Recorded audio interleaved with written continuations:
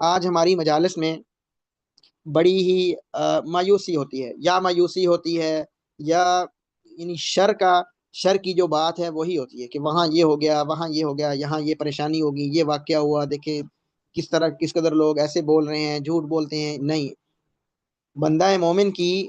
نشانی یہ ہے، یا بندے مومن کی کوشش یہ ہونی چاہیے کہ وہ اپنی مجالس میں خیر کی بات کرے۔ اگر کوئی اس طرح کی باتیں، مایوسی کی باتیں، دنیا کی باتیں،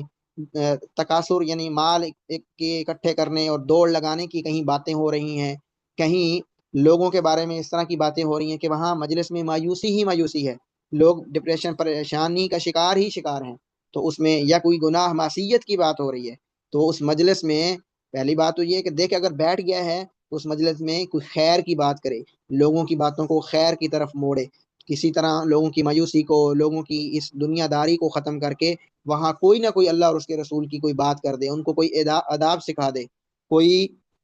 ایسی چیز بتائے جو اس وقت کے اعتبار سے بہت مطابقت یا موافقت رکھتی ہو، تاکہ لوگ خوش ہو جائیں، کسی عمل کی فضیلت بتا دے، لوگوں کو کچھ نہ کچھ سمجھا دے، تاکہ لوگ جب اٹھیں تو کوئی خیر لے کے اٹھیں، نہ کہ وہی اپنی باتیں کہ دنیا میں یہ ہو گیا، سیاسی امور یہ ہو گئے، اور سیاست میں یہ ہے، معیشت میں یہ ہے، معاشرت میں یہ کمزوریاں ہیں،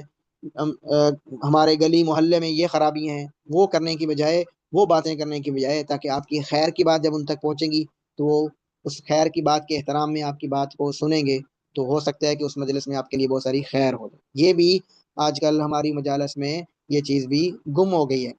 ہماری مجالس میں خیر کی بات کرنا۔ جیسے صحابہ کرام اگر کوئی سی مجلس میں بیٹھتے تو اگر آخر میں سورۃ العصر کی تلاوت کر لیتے، کیونکہ سورۃ العصر سے بہت بڑی نصیحت حاصل ہوتی ہے،